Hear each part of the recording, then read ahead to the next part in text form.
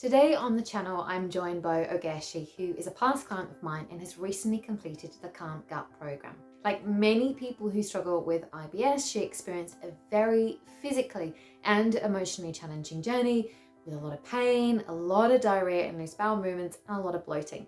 She spent a lot of time and money on many different treatments, which either only helped for a short time, or they just didn't work at all. And I know that there are many of you who can relate to the feelings of feeling that there's no hope, and also the frustration about how to get back control of your gut. So today she's going to be sharing her experiences of CBT, which is cognitive behavioural therapy, and gut-directed hypnotherapy for taking back control of her gut, and the positive impact it's actually had on all areas of her life, including her love of food. Now, whilst the video you're about to watch has a few hiccups, the audio is full of valuable insights and is perfect to tune into while you're doing the dishes or you're on your commute. My hope is that hearing her story and learning about what is possible will show you that IBS does not have to be a life sentence. So where I want to start is by just asking you to give a bit of a background about your history with IBS and gut symptoms, and share some of the challenges that you experienced over the time that you were really struggling. Sure. Thank you for having me. And again, I hope that this is helpful for those of you who are listening. I started feeling like something was off probably in 2018 is when I identified, okay, I really don't feel good. However, I live with my sisters, and I think both of them can attest to the fact that my symptoms probably started way before that, and I just didn't know. So just a brief synopsis, my major complaint was abdominal pain that was kind of like vague in its like it was just weird. I didn't know how to describe it. It wasn't sharp, it wasn't dull, but it was, when it would come on, it would be constant and wouldn't be relieved by anything. And then I would have bloating that was sort of related to meal times, but then also I noticed if I didn't eat for a long period of time, I would also get very bloated. So those were my main symptoms in the beginning. And then over time, it progressed to constipation and then diarrhea. And I think the diarrhea was when I really felt like I had to do something about this, because just, I would have loose stool several times a day, and seemingly unprovoked. There was no way that I just didn't know how to stop it. Um, yeah, so abdominal pain, a lot of bloating, and the food anxiety came because, like most people, I went to Dr. Google and started looking for solutions, and try this and try that, and don't eat this, eat more of this, do less of that, and I just was all over the place and got to the point where I was really just afraid to eat, but also afraid that if I didn't eat, I would feel more bloated. I just honestly felt like I was at a loss. And the other thing is, I've been small in stature my whole life, and I was afraid of losing weight. And so with the loose stools, I definitely was at a nutrient deficit and started to actually lose weight.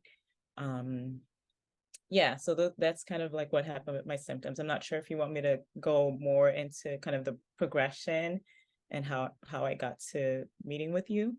Yeah, we can definitely, if you want. I mean, it's one of the questions that I asked you because it would love to ask you, is, and I think you've sort of touched on that, which is, for a lot of people, there's the tipping point when they get to this point and they're like, enough. I need to find answers. And that's kind of when that exploration begins. And often, like you say, it starts with Dr. Google. It often leads to dietary changes. It often leads to, dietitians and nutritionists. And for a lot of people that can really help, things like low FODMAP. But there's also there's a sort of a big area of people, group of people, that it just doesn't help. So they're like, well, now what? So I'd love to know, as we're kind of on this, of what led you to explore and your tipping point of, I can't keep going like this. Yeah, it'd be great for you to share more. Yeah. Yeah, so actually, let me back up a little bit. I think during your introduction, you mentioned the effect that it was having on various aspects of my life. Yeah. So let's talk about the bloating. Clothes didn't fit well simply because, I look pregnant a lot of the time. And this was something that would be, I guess, downplayed when I'd mention it to my friends. 'Cause it's like, you're so skinny, you're just, your tummy is, that's the same size my tummy is when I Yeah. drank some water, like stop being dramatic. But it wasn't just the look of it. It felt like when you're that bloated, you really feel like everything is bad. Like you Mhm. feel so full and uncomfortable. I I got to the point, there were days when I'd feel like I just need to stick a pin in myself and deflate my stomach. Like Yeah. it really, really was horrible. It was hard to breathe at times. It was hard to sleep because I was so uncomfortable. Mhm. And then I had cramping as well, a lot of cramping pain that I would record on my phone sometimes because it Mm. was unbelievable what was going on. Yeah. So yeah, it affected my sleep, it affected my social life, it affected just again finding clothes to wear. I wouldn't want to go to the beach because I'm not gonna wear a bikini. My tummy is huge. Um, yeah, and then also school, having diarrhea right before an exam or in the Yeah. middle of an exam or in the middle of class, um, or being so constipated that you're nauseous just from being backed up, Mm. and it being unpredictable every day was, I don't know, it could be anything. Yeah. It really just, it felt like it was front of mind every day. It didn't matter what I was doing or not doing. I was thinking about that awareness of my Mm. body and what's going on in my tummy. It consumed me. And the thing that really sucks about IBS is that it's hard to explain. It doesn't Yes. show physically, on your face. No one really knows unless you tell them. And I think for most of us, we're not in the kind of pain to where we can't function. Mhm. So, well, at least for me, I just had so much to do that I just kept going. But there were days when all I wanted to do was curl up in bed and cry. And there were Yeah. days where I just curl up in bed and cry from the frustration. So I eventually actually went to a gastroenterologist, and like again, most people who suffer from IBS, the option of an EGD, Mhm. endoscopic exam to look at your upper gastrointestinal tract was offered.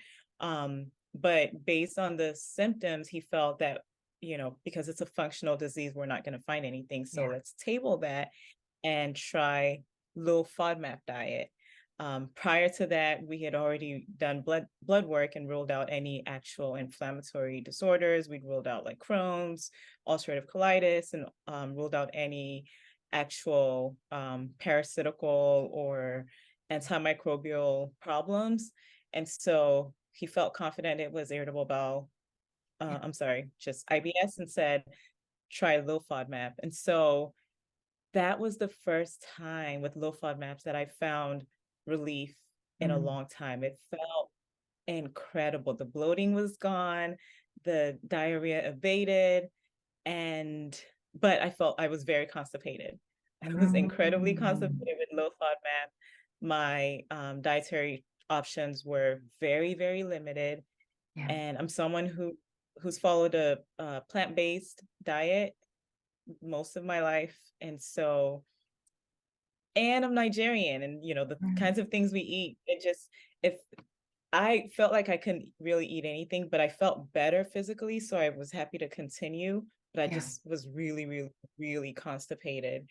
And then eventually, actually, I think one of the major things with the low FODMAP diet was that it contributed greatly to my food anxiety, because what it did for me was place certain foods in categories. This is Yeah. good, this is bad, this is very bad, don't eat that. And so, because of that, I just felt very cautious and afraid of food and wouldn't eat out. And Mm. so yeah, low FODMAP was helpful. I think it works really well for a lot of people. But for me, it really was not sustainable. I think it's probably Yeah. the biggest thing. It wasn't sustainable for me. and it didn't give me confidence in my body and in food, and just yeah. So Yeah. low FODMAP, not for me. Yeah. And then I think I maintained a modified low FODMAP diet for a while, but then my symptoms escalated probably last year. So not last year, 2021. Most likely because of school and my high stress lifestyle with school, and just not eating well. I felt like I was a shell of myself, is how I described it. And so I sought out a functional medicine physician and vetted him, did my homework, talked to a lot of people who've been through his treatment plan before, although none of them had IBS. They had all other sorts of ailments, a lot of autoimmune things, musculoskeletal, dietary induced ailments. And so I wasn't sure this would work for IBS, but I was willing to try anything. And I don't know if I've gone way far ahead from what you asked me, so I can stop. I think it's great, and a lot of people I think can really relate to this, because often people will go on a low FODMAP diet because it's like, well, I'll start with the food, and there's often this sort of belief that, well, it's got to be the food, it's got, if it's my digestive system, it's got to be the food. And so people will try that, and they'll get to a point where suddenly they're not getting relief anymore, and there is so much confusion and frustration. So I think sharing that, I think a lot of people will be listening to this and going, yeah, I felt that too. Yeah, I thought it was going to work and then it stopped working. Is there something wrong with me? Am I doing it wrong? Is there, like, why isn't it working? So I think this is really, really, really valuable in sharing that journey and sharing kind of what led you to these next approaches. Yeah. And one might wonder, okay, so there are things to do to alleviate the side effects of, or if I may, the adverse outcomes of the low FODMAP. So you could just simply treat the constipation. Well, when you have, I'll speak for myself. The way my body responded to the constipation remedies, prune juice and all the things, and even medications, it caused just like severe cramping for me. So instead of just like relieving the backed up stool normally or like at a good pace, it just would cause me to have a lot of cramping, a lot of gas, and just terrible, terrible pain. And it was like I was chasing the symptoms. And I think it was actually right around the time when I was doing low FODMAPs that I started, I think I had 3 or 4 colonic treatments. Again, Dr. Google said this might be something good to try. So I went and, that felt good the first time. The second time, awful, awful, horrible pain and cramping. And so, I think I was supposed to have like 6 treatments, so I had to stop that. I tried acupuncture. All these things would provide temporary relief, like maybe for a day or so. But none of them addressed the food anxiety. None of them addressed, I guess, just the underlying symptoms that come with IBS besides the physical manifestations of the disease. So So like, I think is sort of unfortunately a familiar story that I hear is, all these different approaches, and yet a lot of them, like you say, are just treating the symptoms. And FODMAP, as much as it can help people, it also can create this, food anxiety. It's also really challenging, like socially, to go out. And a lot of people will be, checking the menu, or can I eat that? And that might mean, unfortunately, that if someone, do you want to come out for dinner? Actually, no, I don't, because there's so much fear around whether they're going to be able to find something that they eat. Or they might say, oh, I'm really full, I don't want anything to eat, when actually they're starving, they would love to eat, but there is so much fear around food choices. And I know myself, when I was diagnosed with IBS when I was 15 and kind of went through that until early adult in my early 20s, I can completely relate to all of that, and just this desperation to find something. So you reached this point where you said, enough. What led you to just to discover and explore gut-directed hypnotherapy? What led you? Because a lot of people there's so many myths and misconceptions around hypnosis and hypnotherapy. And I'm curious what started your journey, and then really what led us to have a chat and say, yep, I'm gonna work with Jane, I'm gonna sign up to the program, I'm gonna give it a go. So what was your exploration like of hypnosis and hypnotherapy? Yeah, I can't talk about that without first briefly going over my functional medicine journey. Yes, please. So when we met, when I sought you out, I was in the process of getting treatment from a functional medicine physician, and that was summer of 2022, arguably the worst summer ever for me. I spent a lot of money on this treatment. It included tons of supplements, liquid, pills, capsules. It required me to change my diet completely. I was required to start eating meat, which I know, someone listening might say, well, you could have just said no, but I was desperate to get well. And so I had this prescription that, I had to follow fully. It meant that I was home 90% of the summer because I was taking something different every couple hours. And then every few weeks it would change to some, a different regimen. And I would sit and labor with the physician and, wanting to know the efficacy of what I was doing, looking things up online, really doing my due diligence, doing my own work to feel like I wasn't just, chasing the wind. And I found so much support for a lot of what I was doing. Of course, going online, there's always going to be support, and there'll be things that say, don't do this. So I was just doing so many things. I had bottles of things and liquid and I was just doing all the things. And every few weeks I would need to pay some more money and do a saliva test and a hormonal test and a stool test. And just, it was so much. The biggest problem with this was that the good things, the cramping was gone. The constipation was gone. Food anxiety was through the roof because, again, I could only eat a handful of things. Probably my diet consisted of maybe 4 items, and I would just rotate them every single day. I was supposed to eat 6 meals a day. I've never eaten that much before in my life, and I was supposed to eat things that I hadn't eaten ever. So it was extremely tough, and I think probably one of the reasons why I decided, I have to find something else was when I would ask just for clarity and, a possible modification of the diet based on my cultural upbringing and like what I have available at home.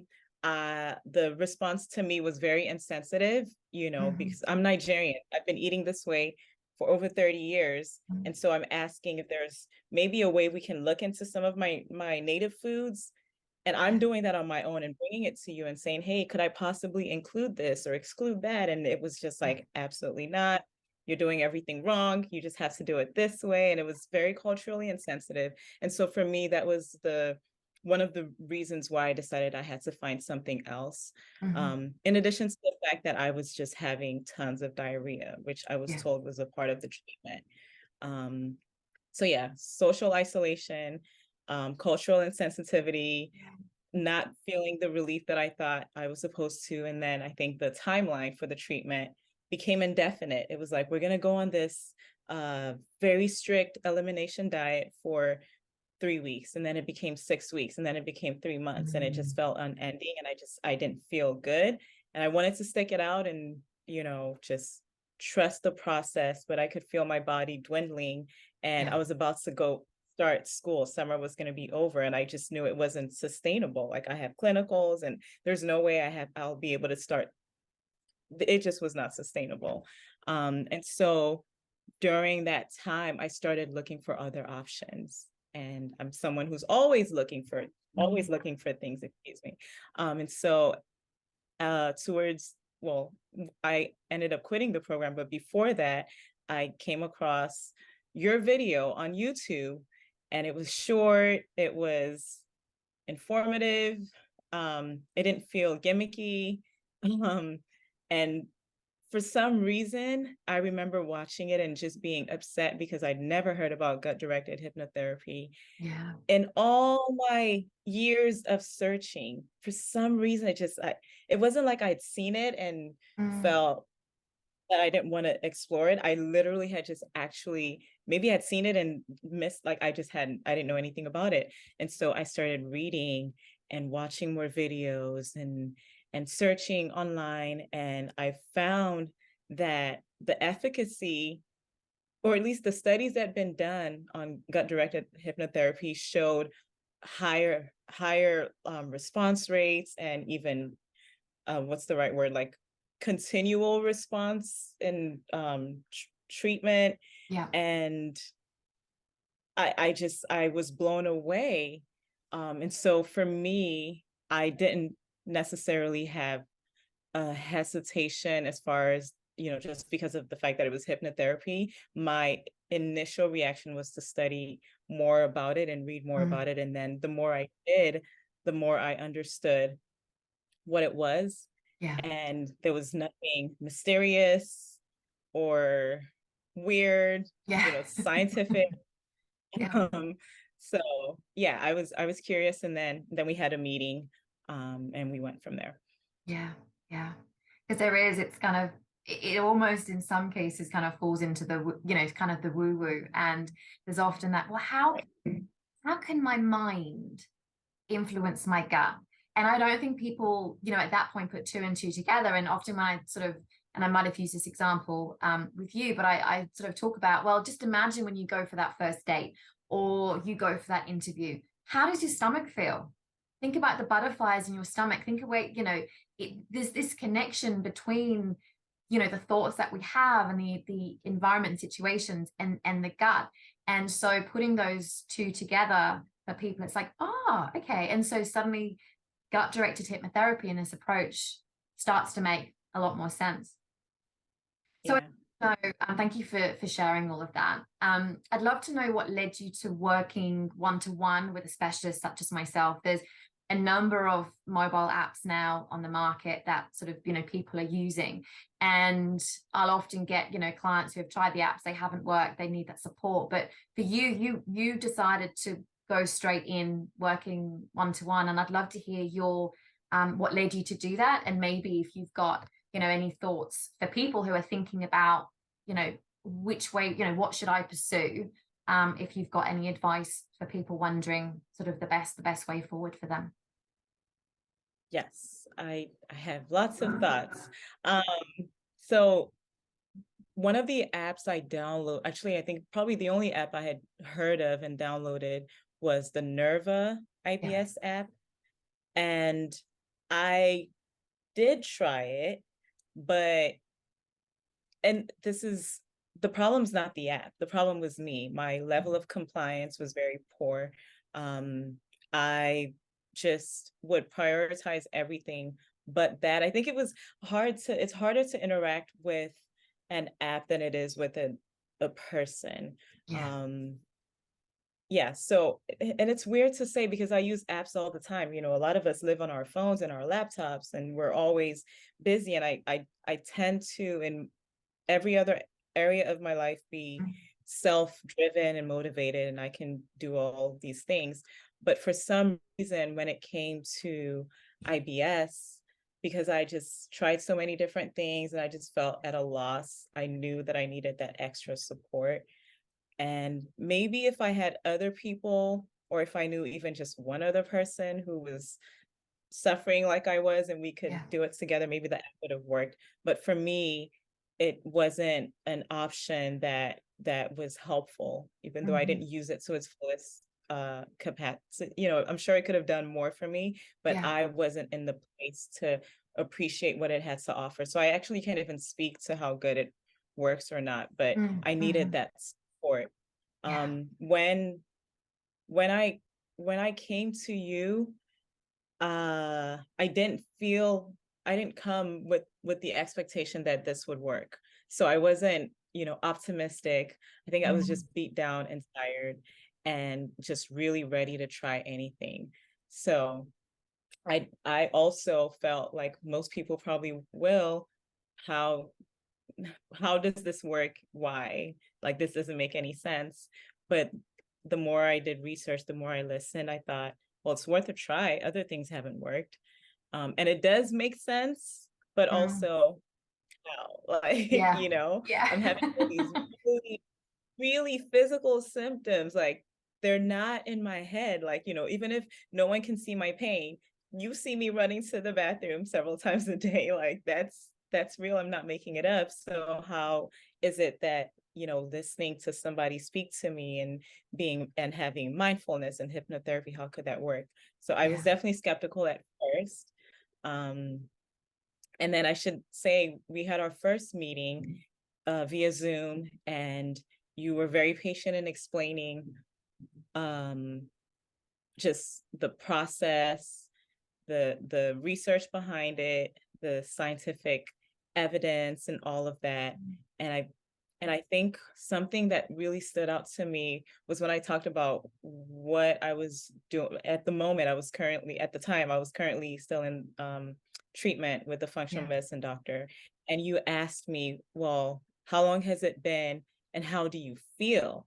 Mm. And I thought, I feel terrible. I feel awful. I'm Yeah. bleeding so much money, and I don't feel good. And one of the things you said to me that really stood out was that for most people, the relief begins almost immediately. Mhm. And I thought, well, I would like some of that. And also the cost. I don't know if I could talk about that, but Yeah. the cost of this compared to everything else I had done, negligible. You should charge more. Like, it was just, I had spent so much money, and I thought, this is less of a fraction of how much I've spent Yeah. already, and I wish I'd seen this sooner. Yeah. Yeah. Thank you for sharing that. When you were going through the program and when you're experiencing, I combine CBT, which is, for people who don't know, it's cognitive behavioral therapy, and it really kind of touches on this connection between the thoughts that we think, how those thoughts create emotions and feelings in the body. And for IBS, that manifests in either the actions that we do or don't take, and also how those emotions can create a flare up of symptoms because of the brain gut connection. So going through CBT and gut directed hypnotherapy, what were some of the aha moments that you had? What was some of the, like making those connections between your mind, your body, and your digestive system? What did you sort of learn through that process? Yeah, that's a really good question. First of all, when I was researching and, deciding on gut directed hypnotherapy, I had a plethora of options to choose from. Mm. And I really like that you offered the medley of CBT and hypnotherapy. That was one of the deciding factors for me. Mhm. And also the level of support you provide, I think, was unmatched. Despite the fact that we are continents away, Yeah. I felt like were in my room with me, helping me and guiding me. So that was a deciding factor. But in my limited knowledge of CBT, I'll just speak on my experience. The hypnotherapy, I think, was to Mhm. help with physical symptoms, and the CBT was to help with my behavioral symptoms. Mhm. So But yes. yeah, It's absolutely, the absolutely. experience of it. Yeah. Yeah. Yeah. Um, and it just in talking with you, our first meeting, I realized how much of my disease is just based on the kind of life I live. Yeah. Um, and so a lot of thoughts I have where I mean well, I want to do good, And so because of that, I just put a lot of pressure on myself. And I should say the reason why everything you said made sense was because these are things that I've been hearing for a long time that I was resistant to. But through, I think just last year I was in therapy for the first time. And again, just friends and family and people telling me, like, the things you say, we hear where you're putting so much pressure on yourself, you're not taking good care of yourself, you're running around doing all these great things, but you're not taking the time to really, really care for you. And that starts with my thoughts, right? And so just in conversation with you, it was quite evident that in order to feel better physically, I would have to feel better mentally, and just take inventory and be more mindful of the thoughts I was having, and just be more gracious to myself, extend the level of grace I give to others, to myself as well. So the CBT was really helpful, especially with food anxiety. And actually, I want you to explain that a little bit more so that whoever's listening can understand what I mean by food anxiety and how CBT help with that. Yeah. So food anxiety can manifest in so many ways, but one of the most common ways, which I kind of talk about, is these what if thoughts. So look at whatever food it might be, or around meal times, there's this real fear of, what if this food causes me issues? What if I eat this pizza, piece of, let's say, pizza, is this going to have me doubled over in pain? Because at that point, your mind is on this constant threat detection. It wants to keep you safe. It wants to, it doesn't want your body to be in pain and to be suffering. And so a lot of these thoughts are really in a sort of protection mode of, well, I just won't eat this, or I won't go out, or I'm going to say no. And we get caught up in this cycle because we start to see food as a threat, and we start to feel very anxious around meal times. And so if you're on, I'll use the low FODMAP diet as an example, if you're on low FODMAP and you get a reduction in your symptoms, and then suddenly, whether it's, your dietitian or you're ready to kind of move off, depending on what stage you're at, okay, now you need to incorporate this food. Well, hang on a minute. I've been feeling really good. You're asking me to include other foods. That feels really scary and anxious. And so your food choices become limited. And I often speak to clients, especially I'm working with a couple of ladies at the moment in their 70s, and they've had IBS, one for 30 years, one for 50 years. And they have been on restrictive foods for 30, 40 years. And so part of the work that I do, to what you were saying, is to help clients to, if you like, recreate that relationship with food, find joy in food. And I think that was one of your goals, was to have this joy and food and bring them back together again. So hopefully that is I could talk for hours about food anxiety, but hopefully that's an easy way for people to understand how it can manifest and what it looks like. Yeah. No, absolutely. I would, everything you described was what I would feel like, just afraid of, honestly, just everything. I wasn't sure what was helpful to eat. I wasn't sure what wasn't helpful. And then I would go into this cycle of kind of like beating myself up, every time I have a flare up, I would start taking inventory. Well, you ate that and you shouldn't have eaten that, or you should have eaten sooner. And just like that cycle of anxiety, and I think just not having pleasant thoughts surrounding food, but even just surrounding myself, my body, and how I felt. And then I think probably the biggest thing that wasn't helpful was just feeling like I should be able to overcome this. Yes. Yeah, I felt weak. I felt just like, there are people who have legitimate, this is how I describe it. There are people who have legitimate anatomical problems. And this is all in your head, and you need to just get a hold of yourself, stop being so anxious, and just be okay. And this would be me every day, like, okay, why does your body feel so bad? Like, just stop feeling so bad. Maybe if you worked out more. Okay, but I can't work out because not eating, and I feel like I'm gonna pass out, and I've almost passed out a few times. Like, it's just, this cyclical thing going on internally, and it's distracting also. Yeah. Like, I'm trying to study, I have exams, but I'm distracted because my body's just in pain and it's cramping and I'm gassy and I'm uncomfortable and Yeah. I don't want to pass gas in public. It's just overwhelmed, just Yeah. overwhelmed. I think CBT helped me kind of like just take control of those thoughts Yeah. at their root when they would start. And then the daily hypnotherapy sessions where, I didn't know what I was doing. I was just following directions, Yeah. but it just set me up to have a good day. And then the next day was better. And then the next day was better. And I just followed your directions. Yeah. Fantastic. Fantastic. What would you say were the biggest changes that you noticed? You've sort of shared a lot about the challenges and how it affected so many areas of your life. What would you Yeah. say the main changes and the benefits that you've noticed, not just with your symptoms, but how that has then gone on and again impacted all those other areas of your life? Yeah. The first thing I noticed was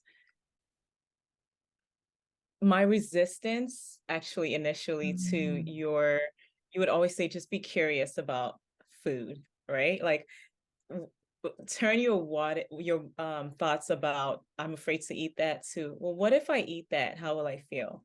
Yeah. Right. And so just bringing that curiosity back, which eventually led to freedom, like, oh, I could absolutely eat that. And I'm talking about like whole grain cereal. I'm talking about oatmeal. I'm not even talking about pizza. And I'm saying just like the most basic Yeah. foods that are healthy and good. Even broccoli, I'm like, no, that's gonna tear me up. I can't have Yeah. that. Like, I was so afraid to eat everything. And a lot of days I would, especially if I was out or if I traveled somewhere, I would just tell myself, okay, just do it, just eat, what you can, and just know you're going to have a horrible several days after that.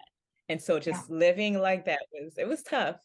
So that was the biggest thing I noticed after the first several sessions, besides the fact that I think I told you after my first session, loose stools, I went from like, I was up to like 13 times a day, Yeah. sadly, probably like 4. And then by the second session, it was gone. And I have no idea how or why. Yeah. It was gone. It was gone. And that to me was like, okay, whatever magic this is, I don't care what she's doing. I'm Yeah. down. I'm down for it. So loose stools were gone. And then bloating was the last thing. Yeah. Bloating, I still struggle with that a little bit. But yeah, definitely the physical symptoms were gone. But for me, just not being so anxious about food, being Yeah. excited to cook things that I hadn't cooked in a long time, being excited to bake again, Yes. Yeah. just it was so freeing. Um, yeah, and honestly, when you're so anxious about your body and meal times, it just makes you an anxious person in general. Yeah. So just being less anxious, like all the tools you taught me to catch my mind when I start, spiraling, I would use them all the time. I think even just the process of hypnotherapy, listening to my body, or listening to you direct my body to Yeah. do things, or tell my body to do things. That process just, for me, it made me less anxious. It made me feel empowered. I Yeah. think it's probably the biggest thing. I just felt empowered. Yeah. Yeah. Empowered is such a great word because, it often feels like you said that when you can't control your own body, I mean, it's an emotional roller coaster as well as a physical roller coaster, and to feel empowered and to rebuild that trust in your body and that confidence in your body is such a huge thing. So yeah, it's really great to hear, how that has really grown for you, which is wonderful. I'd love to know Mhm. you have, or what parting words you would have for somebody who is struggling with IBS and are looking at alternative approaches and perhaps looking at gut-directed hypnotherapy, and kind of weighing up what they should do. Do you have any sort of parting words or words of advice for those people? Yes, I do. First thing, do your homework. I say that as gently as I can. I think that if you do search, you'll find that this is worth your time. If you're someone who's tried many other things, what's one more thing to try? Yeah. So do your homework. Certainly, this is don't take my word for it. Don't take Jane's word for it. This gut-directed hypnotherapy is something that is probably not the only thing that helps, because other people have found various things that work for them, but this addresses every aspect of the disease. Like I said, the other things I tried were focused on my physical manifestations, and they were extremely restrictive. Every last one of them required me to give up many things or something. And even for like Eastern medicine and,